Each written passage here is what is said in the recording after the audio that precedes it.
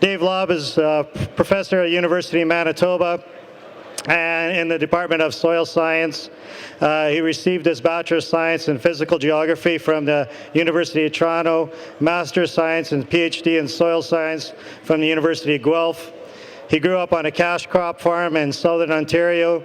Dr. Lobb's research, teaching and extension activities are in the areas of soil erosion, soil and water conservation, sustainable agriculture.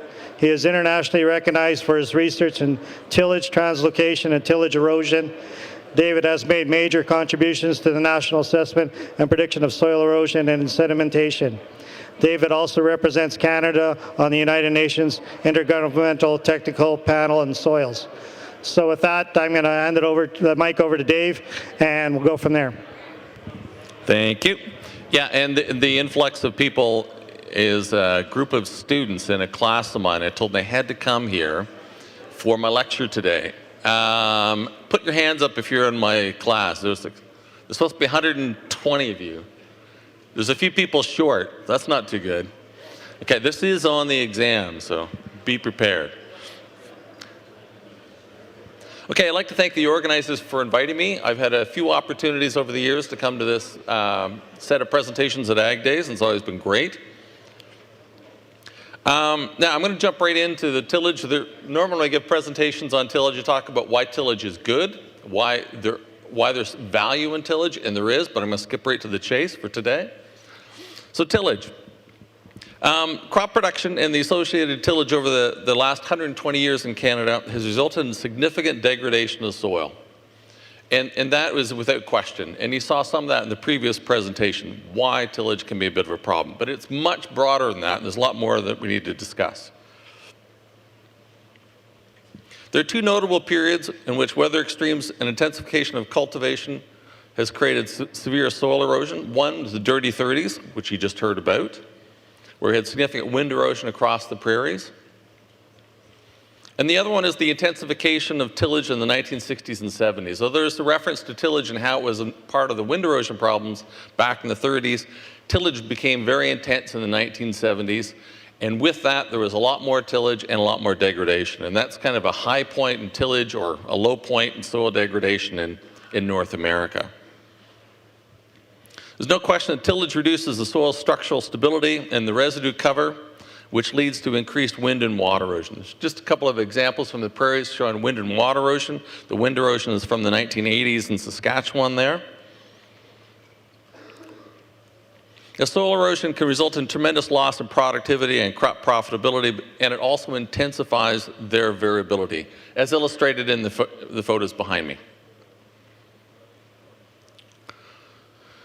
And you can see in this image here, the organic rich topsoil is lost from the hilltops and the subsoil is exposed. It's a very typical pattern throughout the hilly regions, any hilly land in North America. But you see this quite prominently in the prairies, the prairie pothole region where you have very hilly land. This is the typical pattern. And you have increased variability in soil biophysical properties and processes. And from an agricultural standpoint, the most important biophysical process is the growing of crops. And that is a problem for crop production. Now, this is the predominant pattern of soil erosion, but it cannot be explained by wind and water erosion alone. It just can't. There's no way to explain it by wind and water erosion. But tillage erosion does actually explain it, and actually is responsible for that pattern we see across our landscapes. And some of you may know what tillage erosion is, but most of you probably don't, particularly my students. So, what is tillage erosion? In the topographically complex landscapes, the variability in soil movement with tillage results in the progressive downslope movement of soil over time, which results in soil loss on hilltops, which are convex, and accumulation in areas where you have convex slopes, the bottom of the slopes. And I'll just illustrate that a little further. So on those hilltops there, you always are going to be moving more soil away or downslope than the amount of soil moving into those areas. So I've shown red and blue arrows there indicating two patterns or directions of tillage. It doesn't matter which way you would go, you're always going to be taking soil from the hilltops. And just to explain a little bit further, when we look at tillage erosion, we describe it in terms of tillage erosivity and landscape erodibility. And this is just to illustrate tillage erosivity. Cropping and tillage systems that employ intensive tillage, in other words, frequent, deep, or fast, can cause severe tillage erosion. They are erosive. And I'm just showing you on the left-hand side, just as an illustration of soil being tilled upslope versus tillage downslope. You're going to have net downslope movement of soil over time. If you increase how much soil is moved, this is going to the right-hand side, or how far the soil is moved, you're likely going to increase the variability and cause more erosion. So if you compare one tillage implement and how it's operated, you get a certain amount of movement, upslope and downslope, that causes tillage erosion. If you do anything to increase how much or how far that soil is moved and its variability, you're going to have more tillage erosion. In other words, it's more erosive. I have a little quiz coming up on that. So that's just a bit of a further explanation here. So the blue arrows are indicating up and red arrows indicating down, but it could also be contour tillage or cross-slope tillage where you're throwing soil up and down as well. Now, this is a little bit complicated. I'm showing you a little diagram here to illustrate that the amount of soil that's moved depends on the slope gradient. And the illustration here is, say for example, you had a 5% slope. Not a big slope, but you're going to be moving more soil downslope than upslope. Well, that difference in how much you move up and down is going to give you a certain erosivity. And that's just illustrating that beta value there. That's the relationship to how much soil is moved versus the slope. So just focus on the beta. And I'll give you one illustration of that. Say, for example, a moldboard plow. You're moving soil up and down slope, and you move, say, 40 tons or 40 kilograms of soil downslope and 60 or 20 kilograms upslope. So there's a difference of 20 over 2 passes. That gives you 10 kilograms. And you have a 5% slope. You're going to end up with about 1 kilogram per meter of soil per percent. So 1, just remember that value, 1. It will come back. So that would be something that's fairly erosive. Now, when you think about the landscapes, how hilly the land is also extremely important. If you had flat land, you wouldn't have any tillage erosion. But if you have hilly land, you do. And there's an illustration on the left-hand side. So if you had a certain amount of hills in a field, if you have more hills of the same slopes, or if you had steeper slopes, you're going to have more tillage erosion. In other words, it's more erodible. So it's tillage erosivity and landscape erodibility. In this case, it's showing how you get more erodibility. And this is what kills us in the prairies. We have hummocky landscapes in the prairies, in the prairie pothole region. You have very, very erodible landscapes in the prairie region. So that and intensive tillage results in a lot of tillage erosion. Okay, so here's the quiz. Moldboard plow. In our experiments, for that beta value, the erosivity of moldboard plow, we found typically it's a value of 1. So that's the number you had to remember. So I've got a few comparisons here. So we've got moldboard plow with a value of 1, and you have some so-called conservation tillage equipment, chisel plows. Which do you think is going to be more erosive, the moldboard plow or the chisel plow? Some of my students, which is more erosive, the moldboard plow or the chisel plow? They're pointing at you. Yeah. The moldboard plow. Well, you would be maybe right sometimes, but generally speaking, the chisel plow, it doesn't move as much soil, but it moves it farther and with more variability. And because it's throwing more soil with greater distances, it tends to be more erosive. So the chisel plow would have a value of typically 1.5 to 2, so twice as much. Okay, vertical tillage. Because everyone is excited about vertical tillage these days, which one do you think is more erosive, the moldboard plow or the vertical tillage implements? I heard someone say vertical tillage, and you're probably right. We don't actually have experimental data for this, but just looking at the soil movement associated with vertical tillage, it is very likely that vertical tillage is very erosive, much more erosive than moldboard plow. Again, it may not be moving as much soil, but it's moving it a lot further. It's throwing soil and probably moves it a lot more variability. Secondary tillage, comparing the plow, the iconic primary tillage implement, versus secondary tillage. You got a tandem disc there, which we heard in the previous presentation. Discs are bad for soil, and you'd be right. The tandem disc in the experiments that we've done and others have done has shown to have a value of erosivity of about 2, twice as erosive as a moldboard plow. because it's throwing soil. And typically, you end up with a lot more variation in tillage speed with a chisel or with a disc versus a moldboard plow.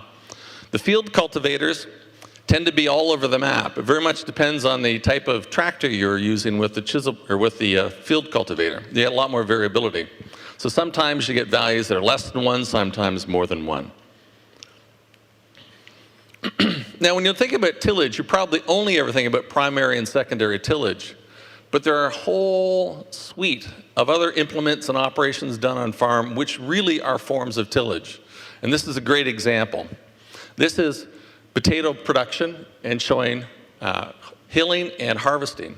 Well, in those operations, you're also moving soil. And if you're moving soil, you're tilling the soil. Now, which do you think is more erosive? The moldboard plow or the operations associated with hilling and harvesting root crops? Anyone take a stab? Alex, you're, sorry? Yes, the hilling, anything associated with the potatoes, what I would call tertiary tillage. When we did an experiment looking at the planting, because it's really a form of hilling, and then the hilling after planting and harvesting, it was about 3 times more erosive than moldboard plow. The tertiary tillage operations were actually more erosive than all of the primary and secondary tillage operations put together. I think we had a value of about 3.5, if you want to relate back to that value of moldboard plow being 1. Okay, one last one. This is a bit of a trick here. Moldboard plow versus seeding operations, because remember, you're moving soil, you're displacing soil when you're seeding. Which one do you think is more erosive? The moldboard plow or the seeding operation? Sorry? I heard some rumbling over there. Well, it depends. So I'm going to show you some experimental data. Sorry, I got a bit of a cold. So this is some data. This is showing some of those beta values. This is one of the reasons why I wanted to put that diagram up earlier on. If you look at very low disturbance seeding operations, if you're using a knife or discs, you would have very low values, and it shows 0.1 in this particular illustration. So you don't have much soil movement, and there's not much variation in soil movement. You have very low erosivity. But if you're using high disturbance seeding, which is very common in the Canadian prairies, you can actually have as much erosion as a moldboard plow. You're not moving very much soil, but you're moving it with a lot of distance and a lot of variability, and therefore it ends up causing as much erosion as the moldboard plow. It's based on 2 experiments, one in Manitoba and one in Saskatchewan. So, erosivity matters. Now, we've done about, I think it's about 10 or 12 experiments in Canada. There's been several done in North America, many around the world now over the last 30 years. So I'm going to give you some conclusions from that work. 1, tillage erosion results in severe soil loss, and typically it ends up being about 20 to 100 tons per hectare per year. What we consider to be tolerable is about 10. So it causes a lot of severe erosion, moderate to severe erosion in all cultivated landscapes. Tillage erosion causes more soil redistribution within some landscapes than wind and water erosion, and that's true for the prairies. What is causing the severe soil erosion that we have in the prairies is not wind or water erosion, it's tillage erosion. And it's very common on any hilly landscape that tillage erosion is the dominant process. But it doesn't operate alone. It also works with wind and water erosion. All of those processes do operate together, and they can cause significant erosion. This is a picture from, I think it's near Indian Head, Saskatchewan. And this is just illustrating how the 2 processes, water and tillage erosion, operate together. In that illustration, hopefully you can see there's little rills in those low-lying areas on the hills there, in those draws. There's channels through there from water erosion. But if you went out and dug a pit in those areas, you'd probably find an intact soil profile. Although you have the most severe water erosion in that landscape occurring, you have no soil loss. And that's because tillage erosion is scraping the topsoil off of those hills right adjacent to it. I think I will just use the illustration here if I can get it to show up. So there's the rill from water erosion. and there's a number of them. Everywhere there's a little bit of a draw on that hill slope, you find water erosion and soil loss associated with it. But in between each one of those, you have a little knoll. And on all those knolls is where you see the topsoil. And that's tillage erosion, pushing it into the areas where water erosion occurs. So the erosion processes operate together to cause more degradation in the landscape. As well, tillage erosion, when it does expose the subsoil on those hilltops, it makes those soils or those parts of the landscapes more erodible to wind and water erosion because it exposes very erodible subsoil. So you have all those processes operating together. So in terms of the overall assessment, I've been in this work looking at wind, water, and tillage erosion for a number of years now. And as part of the federal government's initiative, or Agriculture and Agri-Food Canada's initiative to look at environmental assessment of agriculture, I've been involved in the erosion indicators over the last 20 years or so. And I'm just going to show you some of the results. I don't have the results from 2016, but I do have the results up to 2011, which I'm going to show you. 2011 census, the ag census. And for these assessments, we look at landforms within each one of the map units we have for soils across the country. And we use the information in that soils database as well as information on the landforms from topography analysis we've done. As well, we have information on the crops, tillage through the census, and we also have climate data. And with all of that information, we run them on those landforms within those polygons or those map units, and we assess for wind, water, and tillage erosion. And then there's the tillage erosion, water erosion, and wind erosion models. We run those, and then we combine them to generate a soil erosion model. And I'm just going to show you some slides of those outputs. And for our assessments, we use color coding, green being good or sustainable. And as you get to yellow, orange, and red, you end up with more and more severe soil losses and therefore impacts on soil productivity. And this first one is showing water erosion, 1971 analysis, and also the 2011 analysis, the most recent one we have maps for. And you can see there's been not much water erosion in the prairies, as you'd expect. If you look at eastern Canada, you do see a lot more yellow and red. And there has been a reduction in water erosion with the advent of conservation tillage. And if you look at wind erosion, you can see there is more wind erosion that does occur in the prairies. And you also see that between 1971 and 2011, there's been a reduction in wind erosion, and that's because of conservation tillage and the reduction in summer fallow. Tillage erosion, you see there is significant amounts of tillage erosion in 1971 throughout the prairies as well as across the rest of the country. And again, 2011, there's been a reduction. And if you look at all of those three erosion processes and combine them to look at what the net effect is on those soils and lands throughout the region in that period, you see again, you have significant levels of soil erosion throughout the prairies and certainly in eastern Canada, but with the reduction or with the introduction of conservation tillage in the 80s, there is a significant reduction of soil erosion across the country. That sounds good, but there's a lot more to that story, so I'm going to get into. So if we look at just the data, just very briefly, I've boxed them in terms of the green, or good soils, and the red in terms of the moderate to severely eroded soils. And the key bit of information here, because I don't want you to look at all the data, are the numbers along the bottom. And you can see 1971, 2011, you do have reductions on all of those. I'm going to simplify it a little further. And if you look at just all of these moderate to very high, all grouped together, if you look at 1971, about 40% of the landscape was moderately to severely eroded. 2011, it's only about 10%. Those key numbers to remember. And so that reduction in erosion is associated with this particular trend, and that's the adoption of conservation tillage. And we see, particularly in the prairies, particularly in Saskatchewan, it went from almost no conservation tillage to almost 100% conservation tillage. And so that meant that there's a significant drop in the rate of soil erosion. And also there was a reduction in the amount of summer fallow, going from typically, even Saskatchewan, I think about 40% of the land in summer fallow to less than 10%. So all good.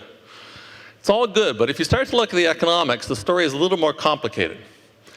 Back in the early 80s, There was concern about soil erosion, the state of soil erosion, particularly after all the tillage in the 70s. There's concern that there was significant soil loss and therefore economic impact. There was a key study that was carried out, or a couple of them that were rolled up into this particular analysis. And they looked at the cost of soil erosion and other forms of soil degradation to Canadian agriculture. And at this time, if you look at the top number there in the prairies, you had about $440 million associated with soil loss in the prairies. And across the country is about nearly 500. That translates into about $1 billion in 2016 dollars. So remember that, 1 billion. So I decided to redo the economic analysis based on the data that we currently have, because we have a lot more data, a lot better understanding of what was going on, and we also now have this understanding of tillage erosion. So I looked at the amount of soil organic matter and how it impacted yield, and considered how that was affected, how it was affected by erosion. So in this particular case, you have crop yield here, and soil organic carbon levels as your main indicator of the soil loss you have on any particular site. And key thing to note, if you lose a little bit of soil organic matter, it doesn't really impact yield. But as you lose more organic matter, it starts to quite dramatically impact yield. And that is based on a number of studies, just to illustrate one from Ontario, but there's a number of studies that have been done like this across North America, and you see the similar nonlinear pattern. You can tolerate a little bit of organic matter loss without impacting yield, but if you lose more and more organic matter, you lose much more yield. So we used that information along with our erosion data and came up with this analysis of the economics. This is the first of 2 slides. And if you look here, particularly, you can see there's that 40% 2011, or sorry, in 1971, where we had lots of soil loss that had happened. And this is showing the 10% in 2011 here, a lot less soil erosion or moderately severely eroded soils. Keep in mind, these are annual rates of soil loss. The yield impact, if you look down here in terms of the lost yield, you have about a 17% loss in yield at that time with the soil loss that had occurred. If you look at what happened to the state of the soils by 2011, you have as much as 60% yield loss on those soils, potential yield loss. So on those eroded areas, you have quite a massive yield loss that's occurring.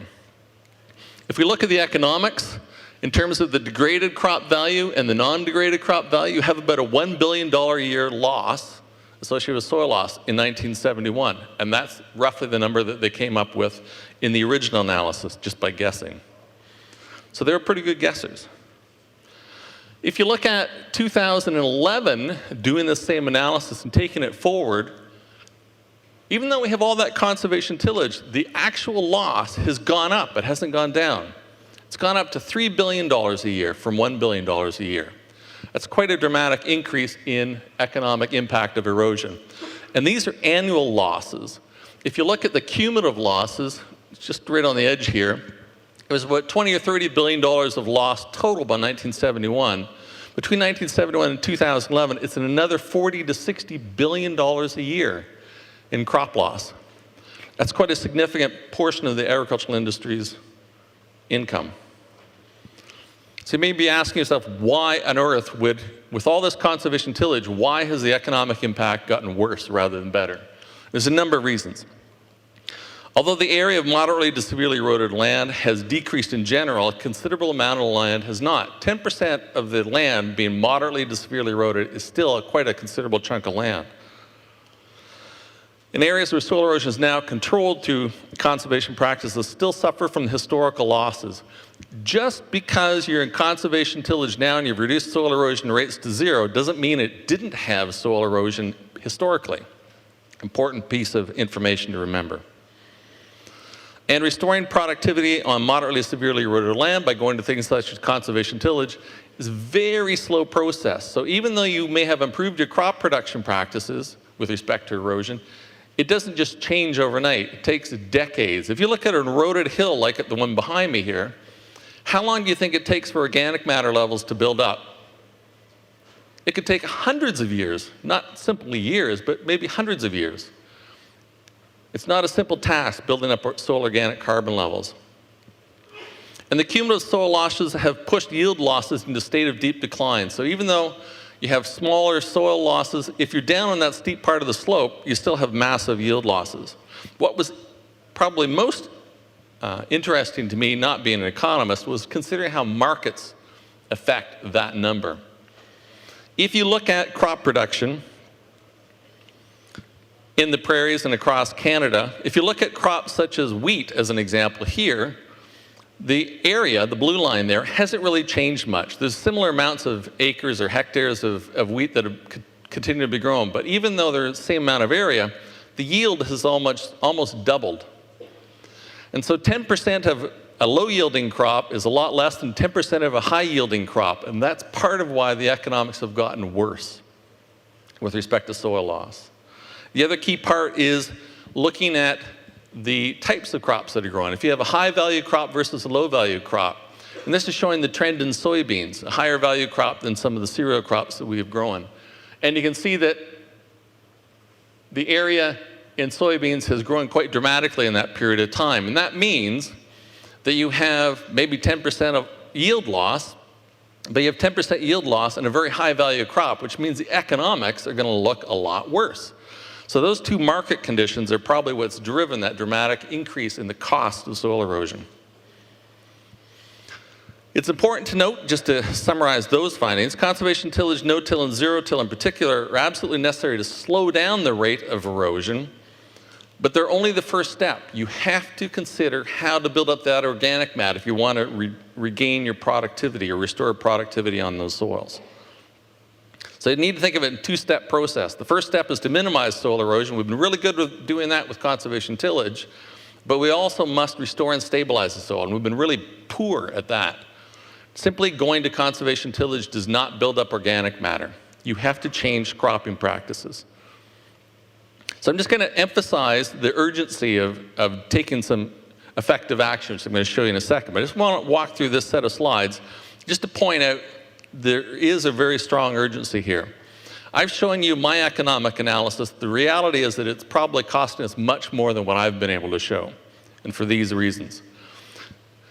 Increasing the variability in climate and increasing the severity and frequency of weather extremes can only amplify the losses that I've shown. So the losses that we're likely going to see in the future are probably going to be much greater. As well, the degradation of the landscapes is increasing in aerial extent, which I'm going to show you in a second. I've just shown you results showing soil losses just on the upper slope positions, those hilltops. But in reality, those areas are actually getting bigger year after year. They're not static like I showed. And this comes from knowledge that actually goes back quite a few decades. This is actually a book called The Soils of Manitoba that was produced by Dr. Ellis in Manitoba back in about 1940. And at that time, he was showing the typical soil loss pattern of prairie soils. And this is showing the native situation where you would actually have topsoils throughout the landscape, although the topsoils are thinner on the hilltops than on the hill bottoms. But even back in 1940, he showed that the typical pattern of soil loss was severe soil loss on the hilltops and a thickening of soils at the bottom of the slopes. He never said why that occurred, but we now know that was because of tillage. Even at that point, tillage was the dominant erosion process, even with a very low-intensity tillage. Then by 1990, I started my work. This would be what we would see. We'd find even more severe soil losses on the hilltops and a greater thickening of soils in the bottom of the slopes. In the prairies, at that time, you'd probably see about 20 to 30 centimeters of topsoil on the hill loss, and probably equivalent amount of soil accumulation at the base of the slopes. What is of great concern is that now, with that progress continuing on, we actually find that those areas of severe soil loss have increased, not only in depth, but also in area. We now find subsoils actually being dragged down the slopes, burying the good topsoil at the bottom of the slopes. And this has been observed in South Dakota, North Dakota, I don't know about North Dakota, South Dakota, Minnesota, Wisconsin, Manitoba, Saskatchewan, and Ontario. Wherever we've looked in these areas where soil is accumulating, we now find subsoil or carbonates sitting at the surface. So that area of productivity isn't limited to the hilltops anymore. That lost productivity associated with soil loss is probably spreading through the landscape. So there's going to be even more severe soil losses and crop losses over time. So, making effective change, to finish up my presentation. I've got a few slides here just to illustrate what you can do. Certainly, we need to look at building up organic matter. And some of the ways we build up organic matter, changing cropping systems, getting more cover crops into the rotation, trying to get some form of perennial forages if you can, some form of forages, anything to build up biomass. But that on its own probably isn't going to make a dramatic increase in organic matter. There are probably a couple of other practices that you can do. I know some farmers in Manitoba and apparently elsewhere, when they're putting manure on the fields, they will actually focus their manure applications on eroded hilltops. And that's one good way to build up organic matter. The other way has also been done in Manitoba, but it actually has a long history, and that's restoring these eroded landscapes with the topsoil itself. Keeping in mind that topsoil, through tillage erosion, has just been moved from the top of the hill down to the bottom of the hill. And you have thickening of topsoils. In some areas in Manitoba even, we find topsoils at the bottom of the hills 50 to 100 centimeters thick. There's a lot of topsoil down there that's been dragged down by tillage, which is not being utilized in crop production. Back in this would be in the 1930s, in France, this is an illustration of farmers getting the topsoil that had accumulated in the base of the slopes and taking it to the top of the hill and putting it where soil losses occurred by tillage erosion. Again, they didn't know it was tillage erosion, but they knew that was the pattern of soil loss and accumulation. The farmers went out and dealt with it. There's records of this occurring in England. In China, apparently this has gone on for hundreds of years, generations, but it's never been documented as a conservation practice. But in reality, that's probably the most effective way to restore those eroded slopes. So I'm going to go back to this illustration here. This is what I was showing in the 1990s, this mature state of soil erosion.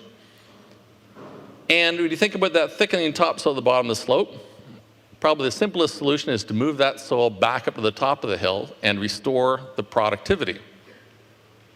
And so we actually did that here in Manitoba. This is at one of the 4 sites we did studies on, a site near Treeherne at the Timmerman farm, and just used an earth scraper, scraped a bit of topsoil out of the areas where it had been accumulating, and put it on the hilltops where it had been lost. And there was a fairly dramatic increase in yield on the hilltops. You get an immediate restoration of productivity on the hilltops. And we also looked at yields in the lower slope positions where there wasn't really much difference at all. Now, if I just summarize those findings, if you look at the simple removal of about 10 centimeters of topsoil from the bottom of the hills and put it on the hilltop, we found that in the wet years we had about a 10 to 33% increase in yield, and on the dry years, about 39 to 133% yield increase. The percents are a bit funny because if you have no yield on the hilltop, it's about 1,000,000% increase. But just think of it this way. You have quite a dramatic yield increase on the hilltops. And we looked at the yield losses and gains in the landscape based on that movement of soil and found there was a net improvement in yield. And that yield improvement, as you would expect, once you get the topsoil up there, stays as long as the topsoil is there. So it had sustained productivity. When we did an economic analysis on all of the costs associated with scraping and moving and getting that soil in place to grow a crop versus the yield gain, we found that it paid for itself in about 3 to 5 years. And that is an extremely rapid rate of return on investment. That's probably the most cost-effective land improvement practice farmers have available to them because it's fairly rapid. And so that's where I wanted to end, that there is actually a solution. So I will take questions, but I'm going to put one plug in here before I end. This is for Soil Conservation Council of Canada, one of the agencies. They're the agency that asked me to do that economic analysis that I showed previously. And they have a summit coming up this fall. And anyone who's interested in soil conservation, discussing issues such as I raised today, by all means, you're invited to participate. So look for information on the summit on soil health, organized by Soil Conservation Council of Canada. It's going to be held in Winnipeg, Okamic Marsh, more specifically in October. Okay, with that, I'll take questions. I think we've got a good 5 minutes or so. Okay.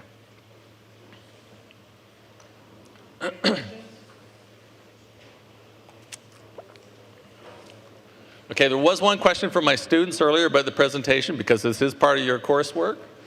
I'm going to put a version of this on the website for you guys so that you can actually use it for study materials. Before everybody leaves, I forgot to mention that the CCA credit sheet is up at the top on the table there. And I do have one question that I would like to ask is, I'm seeing in saline areas that producers are trying to get organic matter, so would be moving topsoil from those low areas to saline areas help improve those? Wow. The question was about moving the topsoil into those saline areas. If the salinity is driven by the hydrology, you'll probably not really overcome that. Depending on how much topsoil you move, you may still have salinity cropping up again there in a year or two. You'd have to move a lot of topsoil, and it would probably be a short-term benefit. So that would probably not be cost-effective. Great. Thanks for that presentation. And